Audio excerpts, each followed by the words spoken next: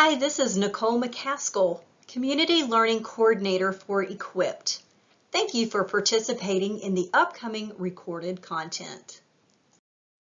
This content was originally presented and recorded on April 22nd, 2023 during the Guilford Early Learning Collaborative Conference. At the end of the session, you will click a link to complete an evaluation. The evaluation allows you to receive a DCD-EE training certificate. You will be asked to agree to an online learning honor code during the evaluation process. Our presenters for this session come from the North Carolina Cooperative Extension at the Guilford County Center. They are wonderful resources for you to assist you with ideas and questions regarding gardening with young children. Our presenters include Taylor Jones, Crystal Mercer, and Rihanna Goodwin. Make sure to visit the Guilford County Center website for many helpful links and additional training opportunities. You can also access the School Garden Network newsletter from this website. The content takes about 50 minutes to view, and the evaluation should take about 5 minutes. Be prepared to save or screenshot your training certificate after submitting your evaluation. To avoid technical issues, we recommend saving it instead of printing a hard copy right now. If you have any issues with your certificate, you can email Equipped for assistance.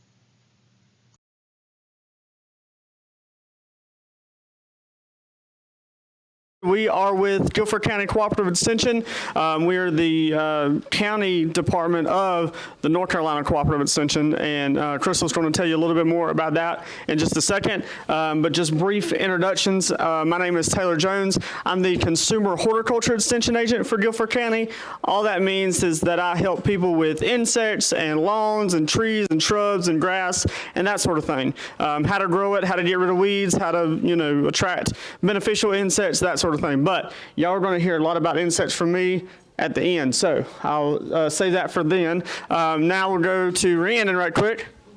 Hi, my name is Rhiannon Goodwin. I am the Consumer Horticulture Program Assistant in the Guilford County Cooperative Extension Office, so I work closely with Taylor and help him out with some of our horticulture programming as well as with our Master Gardener volunteers.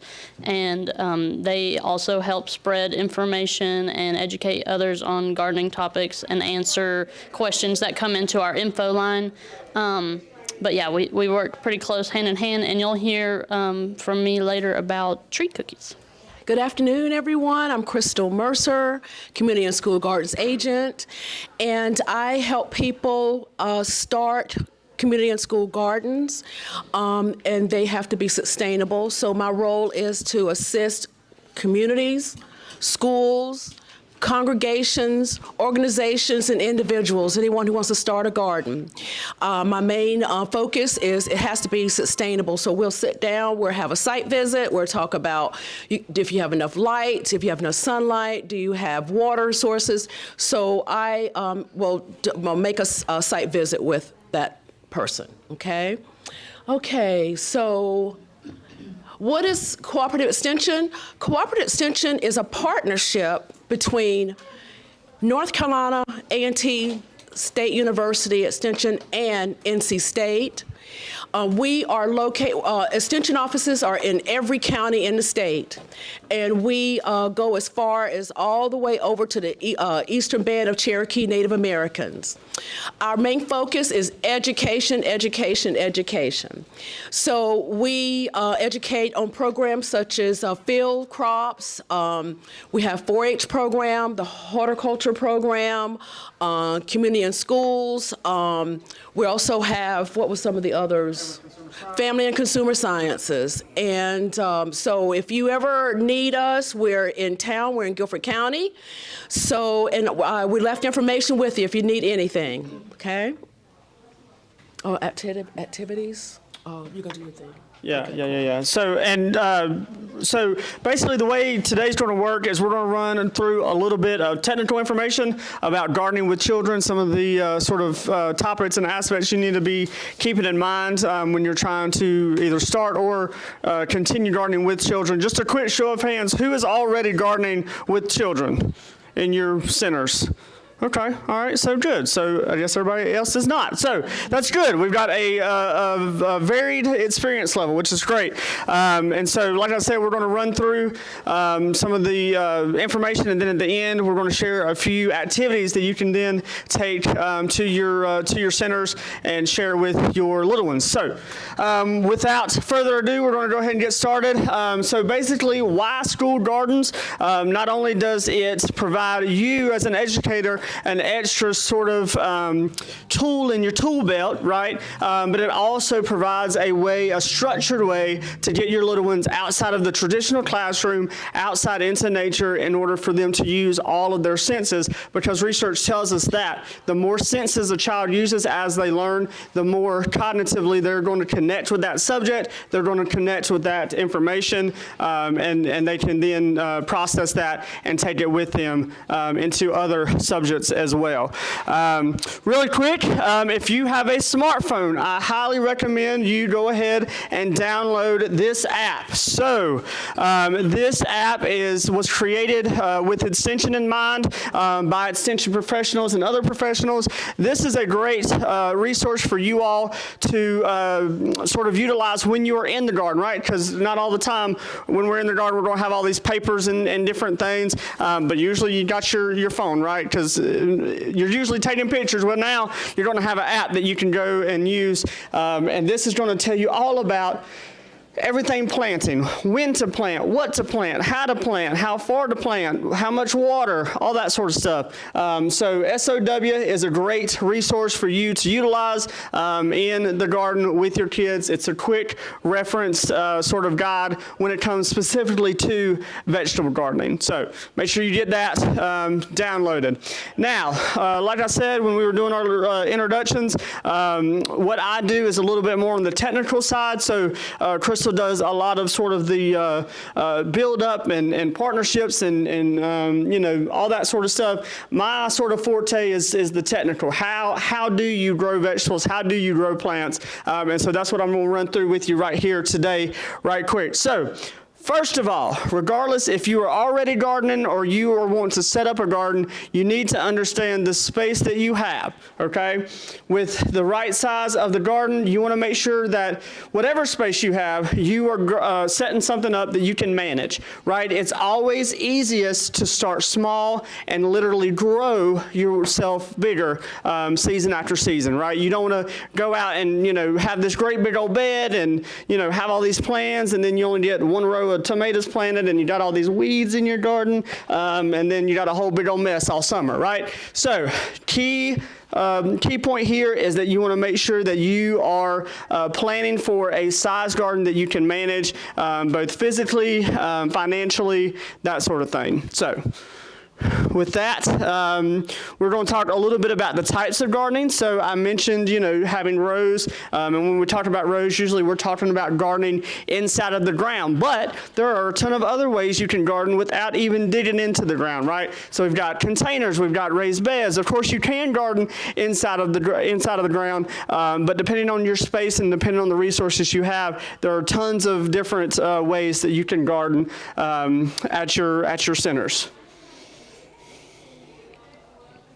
So containers are a great way for people to start. So I highly recommend, if you are brand new to gardening, especially brand new to gardening in you know, sort of a child care or child center, you start with containers, right? Because, you know, generally a lot of our vegetable plants that they have bred and hybridized now are perfect for containers. So when you're looking at it for a container, you want to make sure that it is large enough for the mature size of whatever plant it is you're planting. The best way to sort of know that is all of those little plant tags that are in plants when you buy them.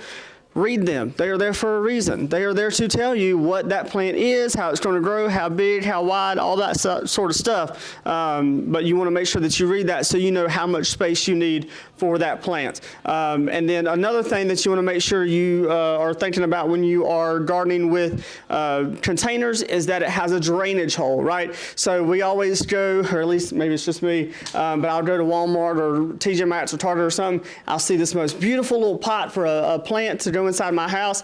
Guess what it doesn't have?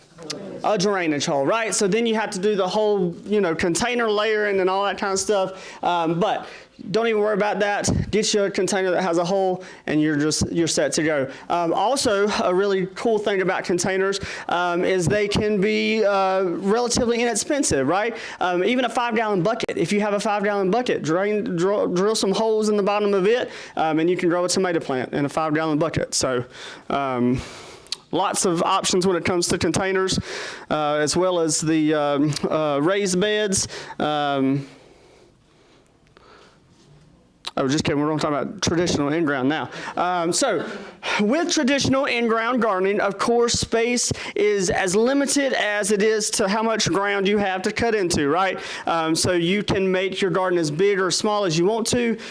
Generally, there is a lot less initial cost because you have the ground, right? You have the land to grow the plants, so you don't have to go out and buy soil and buy containers and buy all this other stuff because you can cut right into the ground and grow your vegetables that way. And then, of course, there are some disadvantages when it comes to, in the ground, lots of traffic, right? So I'm imagining that most of your places of work and centers have a lot of foot traffic, right? And you don't have a whole lot of green space or just bare ground in general. That can be an issue with sort of compaction and trampling the areas where you might want to be planting some plants in ground. Another issue that you might have to deal with in ground, or not maybe, it's definitely, is more weeds, right? You're going to have a lot more weeds in the ground because there are a lot more weed seeds and things like that inside of the ground. So that's also something that you want to make sure that you're keeping track of. Raised beds are another great sort of middle between, in-ground versus containers. They're a little larger than most of your containers, a little more expensive to put together because you have to bring in all the soil and all the amendments and all the fertilizer and all that kind of stuff versus in a container, it's relatively small, so you don't need all that much stuff. But generally speaking with this, what I want you to understand is the growing zone for a vegetable plant. So it needs to be at least 10 inches in depth, the whole thing, right? To make sure that your plants have plenty of space. This says 6 to 8. Really, you want to be closer to that 10-inch mark because that's going to give you plenty of space for your vegetable plants to dig into that soil and to make sure they're nice and healthy. Of course, there's lots of options, right, when it comes to elevated and raised garden beds. You can get some that are on legs and, sort of raise them up. Of course, if you all are working generally with little ones, so you probably don't want it very tall anyway, but there are options like that. There's options that come with, bed covers, and there's options that come portable on wheels, so you can move them around the patio, that sort of thing. So lots of cool things with that. Of course, with your raised beds, there's lots of advantages. Of course, as deep as you can make it, the better, because that's going to be a deeper root zone for your vegetable plants to grow. Improved drainage. Again, you're sort of elevated everything up off of the subsoil. And so if you don't know, our subsoil is a lovely red clay, which likes to hold water and does not drain very well. So with raised beds, you automatically are improving your drainage tenfold than what you would in our natural clay soils. Another advantage with raised beds is you are in charge of what you put in that bed, right? So you can put the very best soil, the very best amendments, fertilizer, all that kind of stuff inside of the bed and make it exactly what you need it to be for whatever you're going to be planting. And then, of course, they look great. They're easy to manage. They're easy to work with. And they're just a great sort of option when it comes to vegetable garden, especially if you have sort of a smaller space. Now we know what we're sort of thinking about what we're going to be planting in. Now we need to figure out what we are going to plant, right? And so the basic way that we think about this is, number one, what are you going to eat? You don't want to plant a whole bunch of spinach if you're not going to eat it, or your kids aren't going to eat it, right? There's no point. So you need to be thinking about that early on so you understand, and maybe at lunchtime or whatever, you're asking your kids, hey, what's your favorite vegetable, or what's your favorite whatever, and that way you can be thinking and planning for what you want to grow in your garden, because you want to make sure that your kids are eating what's out of the garden. With that, you want to make sure you understand the seasons. Rhiannon, what seasons your vegetables grow in, right? So here in our area, we are what we call Zone 7B in our USDA hardiness zone. All of that means we have two very distinct seasons. We have a cool season and we have a warm season. Cool season generally is from middle of October to middle of April, and then your warm season is the opposite of that, right? So middle of April to middle of October. With your cool season plants, these are going to be all of your greens, all of your, or most of your root vegetables, all of your brassicas, all of the lettuces, all those sorts of vegetables are going to grow best in your cool season time frame, okay? Versus your warm season is going to be everything else, right? So your tomatoes, your melons, your squashes, all of that really enjoy and prefer the longer day length and the warmer temperatures in our warm season. And it's also important to sort of understand where some of these plants come from, so you better can understand what season they grow in as well, right? So another great resource, if you're not familiar, is our NC State Vegetable Garden Calendar. Again, this is similar to the app I told you about, but this is straight from NC Cooperative Extension. You go here.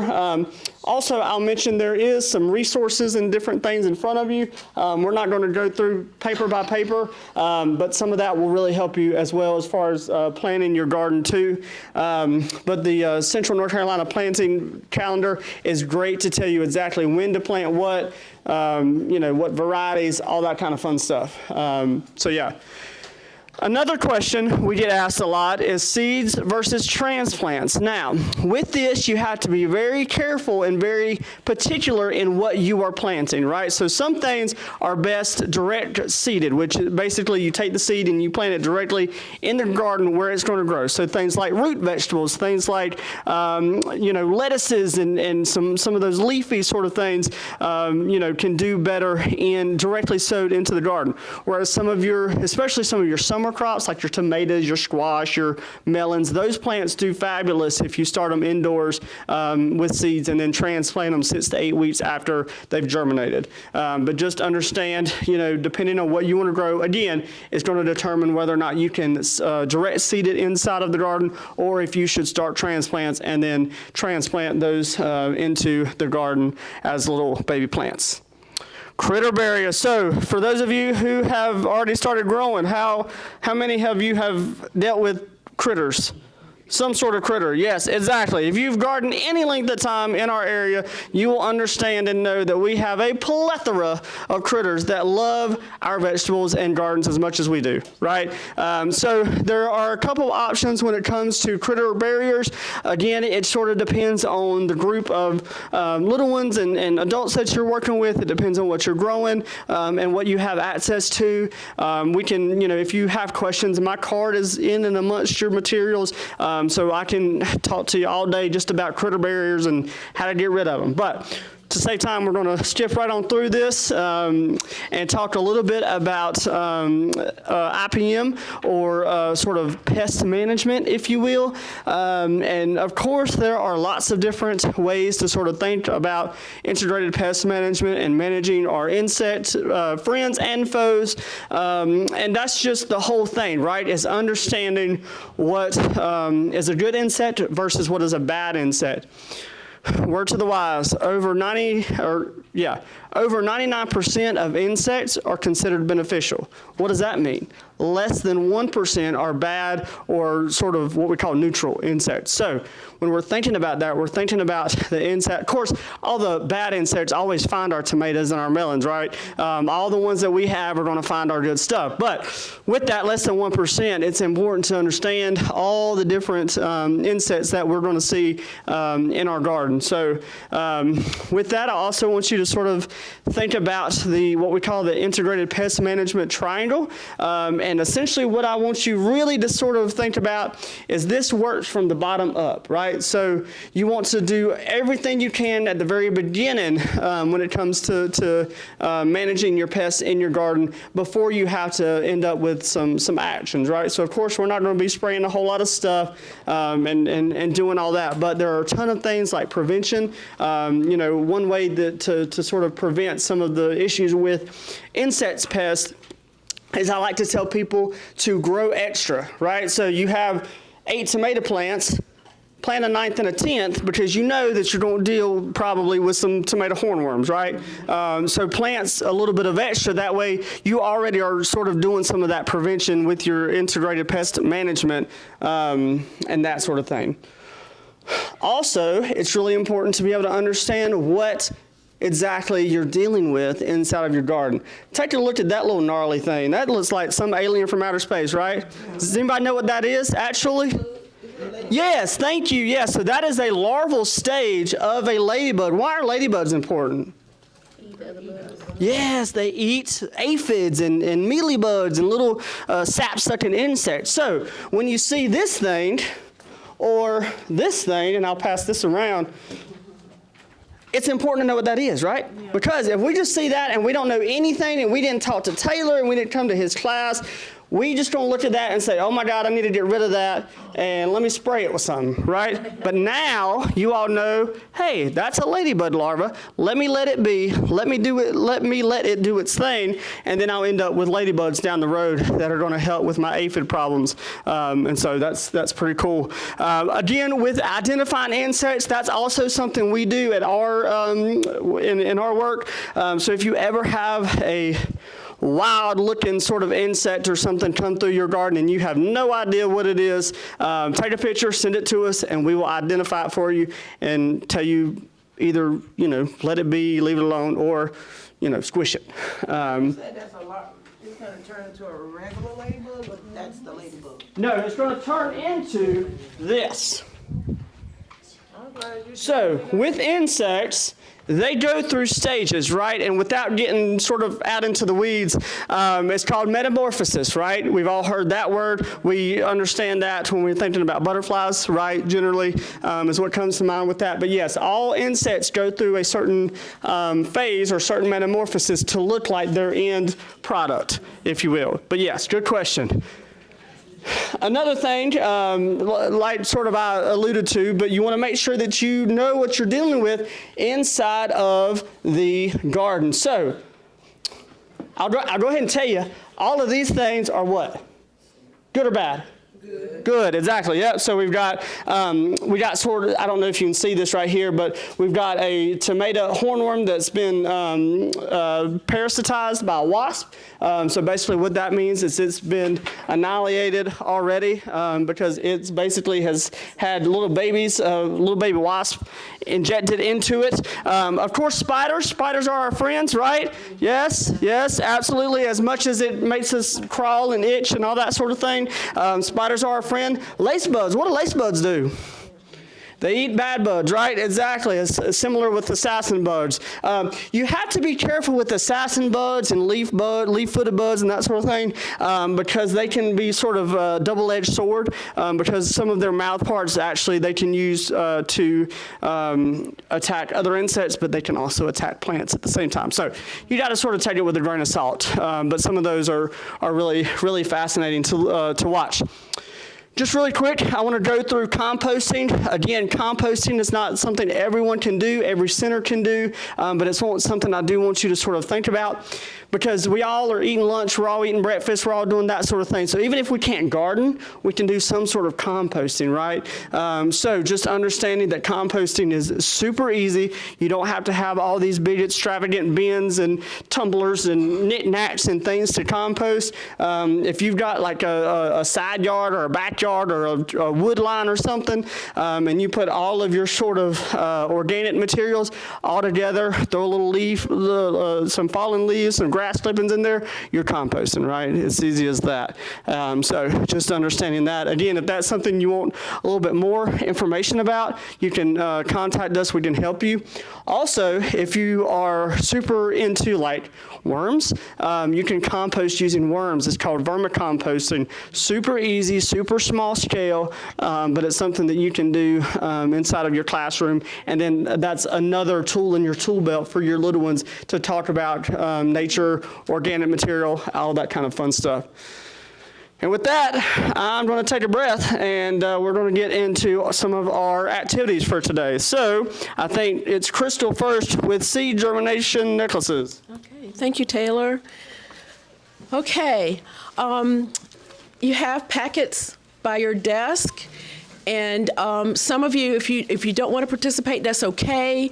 I'll have some, if you want to play around with it, I'll show you what you need to do. This is a great activity for children and other ages as well.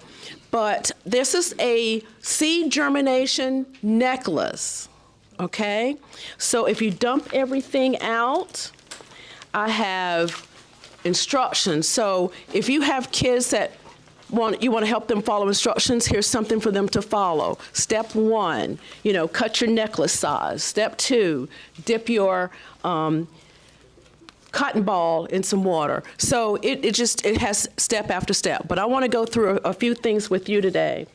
Can someone tell me the purpose of a seed? What is the seed for? What's their main mission? To grow a plant, that's their main mission. Some seeds have a seed coat, and that coat protects that embryo from anything like environmental problems with the weather, or sometimes, some animals will eat seeds. So some seeds are very, very hard, and some seeds have a coating of that's very light or have a light coating. Can you think of a seed that has a hard coating? It grows on a stalk. You can make popcorn out of it. Corn has a hard coating. So I want to also go over the seeds. If you hold up, these are seed pack. This is your seed pack, and if you want to, you can dump it out on the table. Just keep it in one area. There's 2 different types of seeds, and I want to tell you which ones are which. Okay, we got 2 little things of seeds. So just try to group all the bigger seeds and then another group of the teeny tiny seeds. So small seeds are basil seeds, okay? And the other seeds are radishes. So you can talk to kids about, hey, what do you make with basil? Did you know that basil is in the mint family? Did you know there's 60 varieties of basil? Did you know there's one called Thai basil? And all 60 have different tastes. Isn't that amazing? So what can you do with basil? Anybody? Pizza, cook, stews, what else? Pesto. Sauce, You can make cream too. Very good. That's exactly right. Yeah. So you got basil, and we also have radish. Radish, you can make slaw out of it. You can eat it raw. You can throw it in a salad. But the reason why I'm giving you these seeds for kids is because when the radish comes out of the ground, it's nice and round and red, and it is adorable. And they just get a kick out of seeing something like that coming out of the ground. And always get them to do a taste sample too with a radish, and then to get them introduced to radishes. Basil as well. Okay, so if you take out your cotton ball, and what we're going to do is, it's already pre-moistened. I sprayed them the other day, so it's got a little moisture to it. And all we're going to do is we're just going to dip our cotton ball. We're going to get the We're going to get the radish seeds first and just turn the cotton ball over and get all your basil seeds. And then you just stick it back down in this. It's a separate bag. It has a hole at the top. We're going to close it up. This bag is going to act like a hothouse, okay, a greenhouse, okay? When you draw the string through, you're going to have a necklace. Oh, thank you. Thank God I didn't see it. It's trying to get away from me. You got your string to make a necklace. Kids can wear that day or just have them to hang it up in the window at the school, okay? And watch the seeds grow. And it'll take maybe 6 days to 10, maybe up to 10 days, you'll start to see some little sprouts come out. And also, when they can take it home, they can directly plant it into the ground. Now, if they can't get the cotton ball off the roots, let them plant the whole piece in parts. It doesn't matter to put it all in the ground. And there's another alternative. If you don't want to do that, you can always plant seeds in a peat pod, and this whole pot goes in the ground. You don't have to dump it out and replant it. So you can do seeds in here. Another inexpensive way is poke holes in a Dixie cup, fill it with some soil, stick your seeds in there, stick them in the window. Okay, so these are great little activities. Okay, in your baggie. You can reuse this as well. You can use more cotton balls. You can do bigger seeds like lima beans or some other kind of peas, and you can tape these to the window. Just tape them up. And each kid can write their name on their own plant. And even with these, you can tag them with their own names, and they can hang them up and then take them home and just tell them just to plant it directly into the ground. And I got some information. I made sure you had some information on instructions. I have a lesson plan already in your packet. So, and look at this. If you need more seeds, let me know. These are radish seeds, okay? I gave you. I'm the queen of seeds. So just let me know if you need anything else. I have a seed bank at the office. If you need some spinach or any other thing, just email me. My card's in your packet. I'll get a bag ready for you, and you can just come pick it up. In order to go on the emailing list, when I have a Seeds to Share event, there's one in Greensboro and one in High Point every February. And seed companies donate what they have left over, whether it's flower seeds, herbs, or vegetable. So that's how I get that seed bank up and running every year. And seeds will last up to about 3 years. After 3 years, let it go. You can still try to plant if you're getting less germination. That's because the seeds may be too old or something, but you can keep them for at least 3 to 4 years, and that's just about it, okay? You can use lima beans. Is that the lima bean experiment you're talking about? I put them in my car this morning. I have a little cup of water, and I put lima beans in the water, and it's supposed to split open, and then you can open it up and you can see where the sprouts will come out.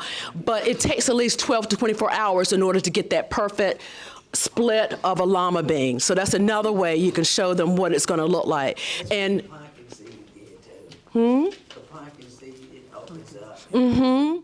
yeah, you can try that. And also, if it comes up with two leaves, what is that called? Is that dicot or is that monocot? If it's two, die. If it's one seedling, if one leaf comes up, that is exactly. Okay.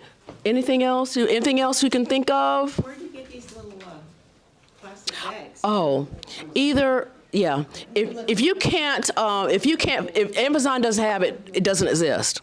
So you can get it, you get it at Amazon, okay? And they're really inexpensive, and it's tons and tons of them. But you can do all kinds of things you want with seed germination. Okay. Take that home with you. You can, I gave you instructions, and I gave you an extra sheet of instructions. And I hope this will help. I hope this will be a fun project for your classroom. Also, ask them what color's their string. What color is that? What color's your string? What color's yours? Green.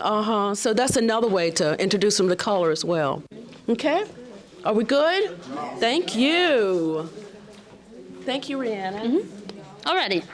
I'm going to take over from Crystal here, and everyone should have a tree cookie. Now, these are a little bit splintery, a little bit messy, and that's just what we had for the activity today.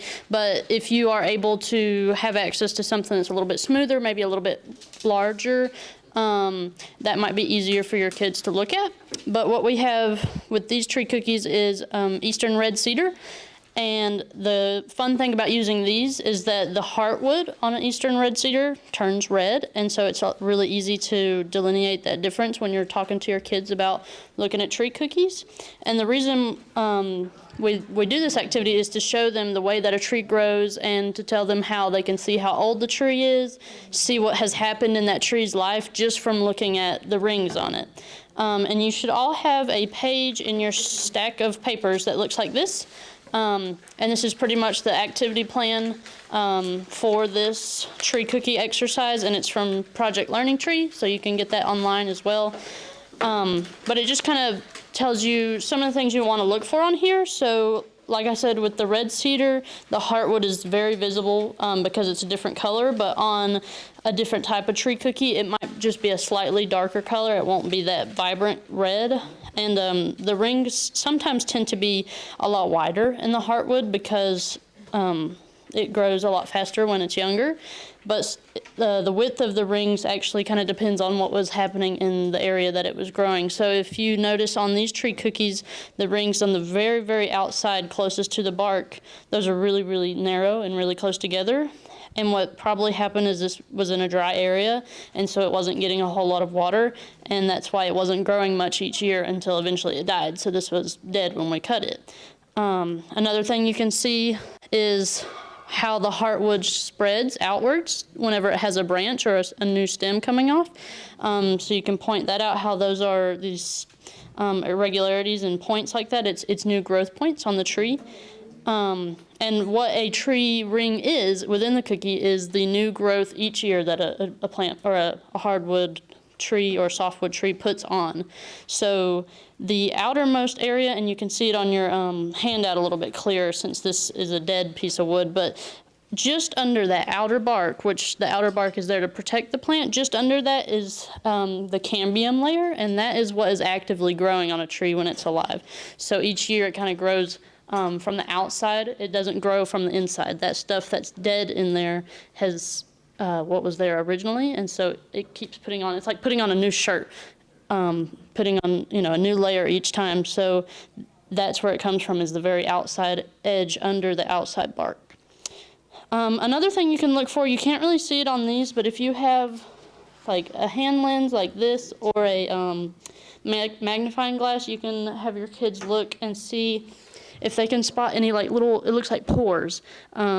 And what those are is the xylem and phloem of the plant, and that's how it transports water and nutrients up and down the vascular system of the tree. So what those would look like is like little bitty dots. And they'll be in the outer circle, which is the xylem or the sapwood. Trying to think if I've missed anything else here, but those are the main things you want to look for is count how old it is by how many rings. So each year is a new ring, so they can see how old the tree was. How wide it is means did it grow a lot that year or did it grow a little bit? And then if there's any striations, it's where there's new growth points. So there's also a word search on this handout, and if you want to use this in the classroom, those are the answer or the words you're looking for are the ones from this diagram. Is there any questions about that activity? Okay. Was there anything you wanted to add to that? If not, I don't think so. I know this particular activity probably is only relevant to those who have mixed ages or a little bit older youth, but it is a great introduction to, especially if you can get like a larger one, and you can see like the different widths of the rings and things like that. But yes, that was good. Good job. All right, so I think we're doing okay on time right this second. I'm going to try to breeze through this last one. And so I know insects, again, aren't for everybody. But that is why I have sort of created a sliding scale, if you will, of activities for youth or for little ones. So, of course, you know, if insects are not your thing, or if you just want to be a little more hands-off with it, but you still want to talk about the particulars of, you know, metamorphosis like we talked about, or different life stages, that sort of thing, you can do like puppetry. And so this is actually a really neat little deal that I got at a training actually one time, but I think you can get it on that website that you shared with me. And so basically you can tell the story of butterfly metamorphosis, right? So you got your little caterpillar, it's going around, you know, eating leaves, whatever, and then what happens after, next for a caterpillar in its life cycle? Well, there's something between. A chrysalis, right. So, this is super cool, but give me a minute. Yeah, if you want to hold that. So basically, well, I'm going to give it away, but you know, you can stuff it all back in this way, and it'll make a little chrysalis, and then of course you got the whole big old butterfly sort of deal. So this is really cool, especially with the little ones, you know, and if you're wanting to be a lot more hands-off, you know, puppetry, you can do that sort of thing. You can also have them make a puppet, you know, assign each of them a different little part of the life cycle and do that. And so that's one way you can do insect activities with your little ones. Also, you should have a handout that looks something a little bit like this. Right there, so, and you have a blank one as well. Of course, with this, you can do, I'm sure you've all seen the paper plate life cycle wheels, if you will. That's also what you can do with this other sheet. So if you just want to talk about insects, there's a butterfly and a beetle on here, or if you want to dive into some other, you know, creatures, you can do that as well. If you don't want to, you know, sort of have them just color the different stages, you can have them illustrate the different stages. So talk about the different life cycle stages of the insects, have them color it in, or have them create it themselves. Another sort of hands-off insect sort of deal that you can do is you know, sort of have them make a replica or a clay sort of model of an insect, create their own insect, and talk about the different parts of an insect, legs and antennas and eyes and head, abdomen, thorax, all that kind of stuff. But I'm an insect person, so that's all sort of sleepy to me. Now, what you can do is, and I'll just pass some of these around if you want to, is you can sort of take some of these and you get them in like, you know, 100 for $1 or whatever, just kidding, but, you know, you can get a whole bunch online for relatively cheap, and again, I'm not 100% sure on the age of comparison and contrast, but think about that, right? So have a couple different ones out and, you know, say, what color is this one? What color is this one? You know, that sort of thing. When you hold that. That's really fun to do as well. And again, that's a little more hands-off. But if you're like me, you can just straight up go outside and get a couple of different species of insects, right? And so make it a sort of scavenger hunt. Go outside. And collect a couple different insects, and then have them sort of compare, contrast, talk about colors and things. So this is a Madagascar hissing cockroach. It's a female, so she doesn't hiss, but still. Sorry. All right, I'll move on. This is again. Going outside into the garden, letting kids sort of look at different insects. You know, oh, she says, no, sir.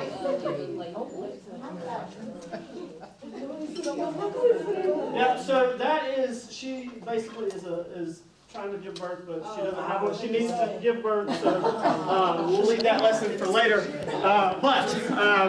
it's super cool if insects are your jam or your kids' jam or whatever. Go outside, catch a couple that you know what they are.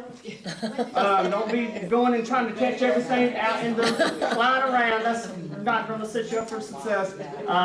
But going outside, collecting insects, bringing them in, talking about those life cycles, and then letting them back out is a great opportunity for the little ones, again, to try to incorporate all of those senses into learning, because the more senses that they engage while they're learning something, the more they're going to take away from that lesson.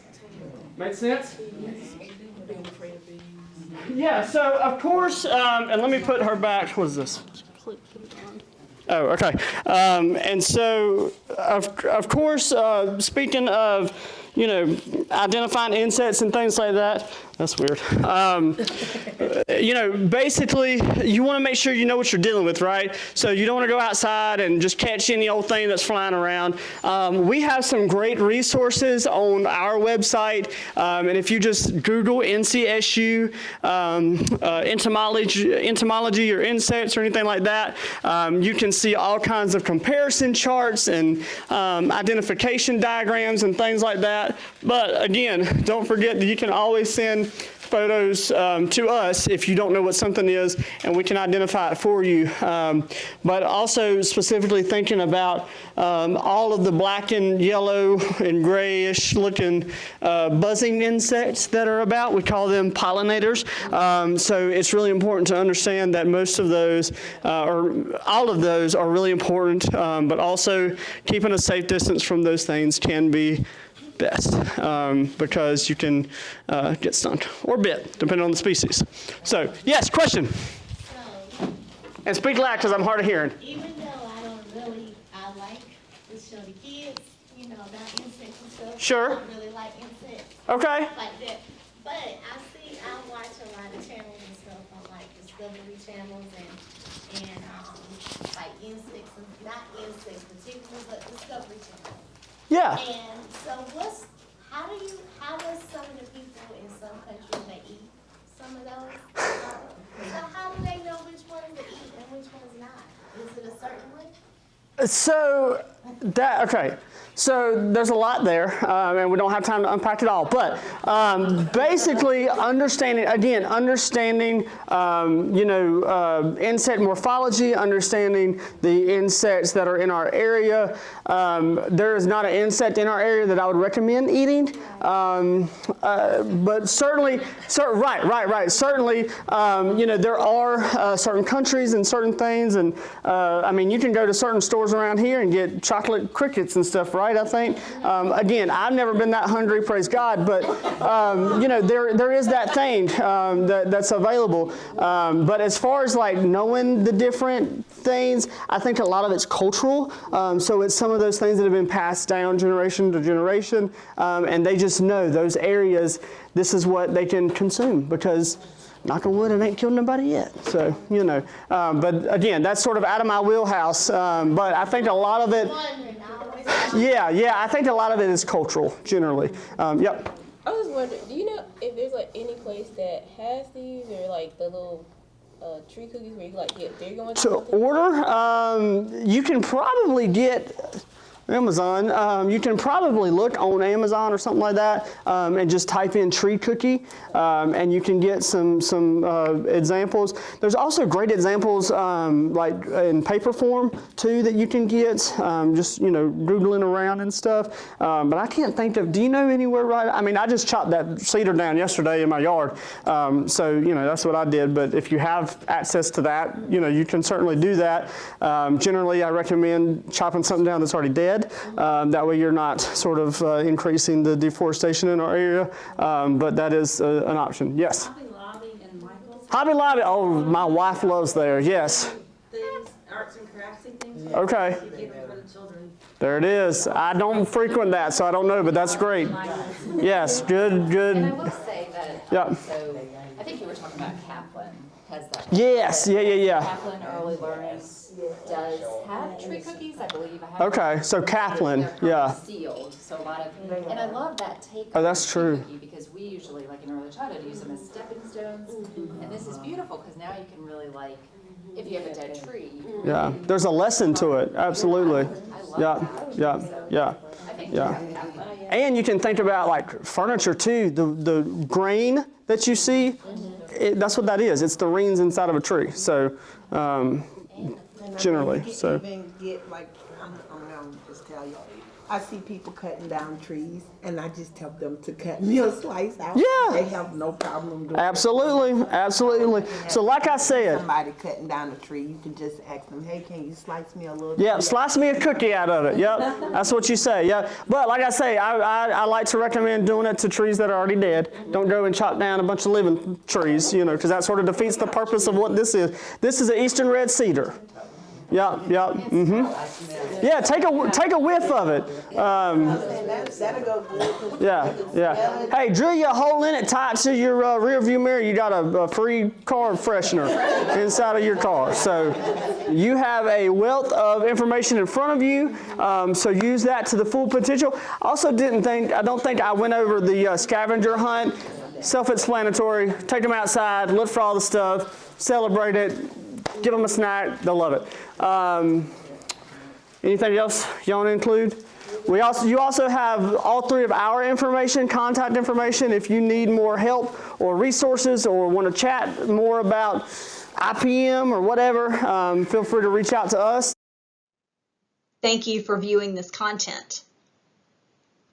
You can now press the blue arrow, which allows you to complete a few more questions for the evaluation part of the session. Once you are finished with those questions and press the final blue arrow, your DCDEE training certificate should appear. At that point, we encourage you to right-click and save the certificate if you're using a PC or laptop, or you can also screenshot it if you're using a tablet or phone. Once you have submitted the evaluation, you will receive a confirmation email from us, and your certificate will also be in that email. Of course, if there are any challenges along the way with technology, do not hesitate to reach out to us at equipped@uncg.edu. You can email us and we will respond back and give you the certificate if needed. Thank you again. Thank you for viewing this recorded content from Equipped. We encourage you to visit our website at equipped.info to learn more about how Equipped supports and encourages early childhood professionals in Guilford County. Thank you.